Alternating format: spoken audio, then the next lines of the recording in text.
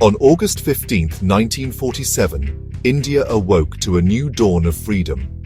The long struggle against British rule had finally ended, and the nation stood at the threshold of a promising future. However, this moment of triumph was, sadly, tragically marred by the violence of partition. In our history, this period was marked by immense religious conflict, leading to the division of the country and unimaginable suffering for millions. Families were torn apart, communities were destroyed, and a deep scar was left on the soul of the subcontinent.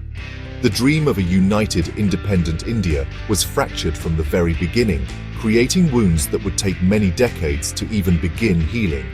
But what if history had taken a different turn? Let us imagine an alternate reality, a path not taken.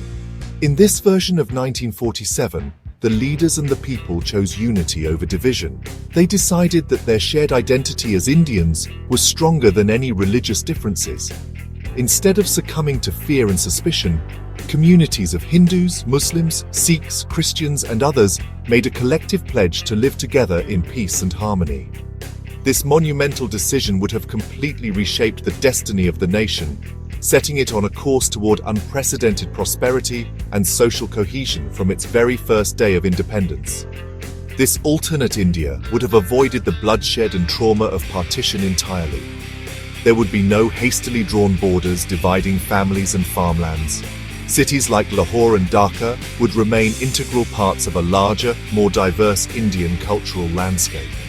The immense human and economic resources that were lost in the chaos of migration and conflict would have been preserved. Instead of spending its initial years managing a refugee crisis and dealing with civil unrest, the newly formed government could have focused all its energy and resources on building a strong, inclusive, and forward-looking nation for all its citizens, regardless of their faith. The foundation of this new India would be built on the principles of mutual respect and shared heritage. The long history of cultural exchange and peaceful coexistence that had defined the subcontinent for centuries would continue uninterrupted. Festivals like Diwali, Eid, and Vaisakhi would be celebrated by all, not just within separate communities, but as national events that bring everyone together. This spirit of shared celebration and mutual understanding would become the cornerstone of a truly secular and democratic society, a shining example for the rest of the world to admire and learn from. In this unified India, the daily lives of ordinary people would be profoundly different and significantly better. The constant fear and insecurity that often accompany religious tensions would be absent. Families would not have to worry about their safety because of their faith. Children from different religious backgrounds would grow up together, attending the same schools, playing in the same neighborhood parks, and forming lifelong friendships without the poison of prejudice. This inherent sense of security and belonging would lead to greater happiness and mental well-being for the entire population, creating a society that is not just tolerant but genuinely welcoming. The social fabric of communities would be vibrant and tightly woven. Neighborhoods would be a rich tapestry of different cultures, languages, and traditions living side by side. A Hindu family might share sweets with their Muslim neighbors during Eid, and in return, the Muslim family might participate in the lighting of lamps during Diwali.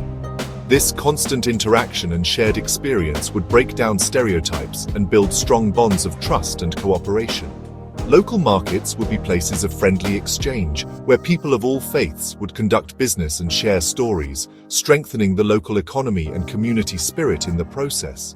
This environment of peace would also have a massive impact on employment and economic opportunities for everyone. Without the disruption caused by riots and conflicts, businesses could operate smoothly and grow steadily. People would be hired based on their skills and qualifications, not their religious identity. This merit-based approach would unlock the full potential of India's vast human resources. Individuals would feel more confident investing in their local communities, starting small businesses, and creating jobs, knowing that their efforts would not be destroyed by a sudden outbreak of violence. This stability would foster a culture of entrepreneurship and innovation. Furthermore, the very look and feel of cities and towns would reflect this unity. You would see mosques, temples, gurdwaras, and churches standing near each other, not as symbols of division, but as testaments to the country's rich and diverse spiritual heritage. Public spaces would be designed to be inclusive, hosting events and festivals that celebrate all cultures. Art, music, and literature would flourish, drawing inspiration from the myriad traditions that make up the Indian identity.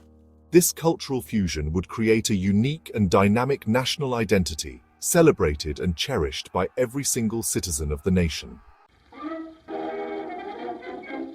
In an India free from religious strife, the economy would have grown at a much faster and more sustainable rate. The government would not have needed to spend enormous sums of money on internal security and conflict management. These vast financial resources instead could have been channeled directly into nation-building projects. Imagine the massive investments in infrastructure, modern highways connecting every corner of the country, reliable electricity grids powering industries and homes, and advanced irrigation systems to support farmers. This would create a powerful engine for economic growth, benefiting every single citizen and raising the standard of living for all. The education system would also be a primary beneficiary of this peaceful coexistence. With more funding available, the government could have built high-quality schools and universities in every district. The focus of the curriculum would be on science, technology, arts, and critical thinking, rather than on divisive historical narratives. Students would learn about the contributions of all communities to India's history and culture, fostering a sense of shared pride and citizenship. This would create a generation of well-informed, open-minded, and skilled individuals ready to lead India into the future and compete on the global stage. This stable and educated society would attract significant foreign investment. International companies would see India as a safe and reliable place to do business, bringing in capital, technology, and jobs. The country's political stability would be a major asset, ensuring that long-term projects could be planned and executed without fear of disruption. The Made in India brand would become synonymous with quality and reliability, and the nation would emerge as a global economic powerhouse much earlier in its history, driven by its unified and motivated workforce. The economic benefits would trickle down to every level of society. Moreover, the political landscape would be far more constructive and progressive. Political parties would have to compete based on their ideas for development and governance, not by appealing to religious sentiments to win votes. This would lead to a healthier and more mature democracy. Leaders would be held accountable for their promises on jobs, healthcare, and education. The energy that was once wasted on managing religious conflicts would be redirected towards solving the real problems facing the nation, such as poverty, healthcare access, and environmental protection, making the government more efficient and responsive to the needs of its people. In summary, an India that had bypassed the tragedy of religious civil war would be a vastly different and more prosperous nation. The positive changes would be felt in every aspect of life.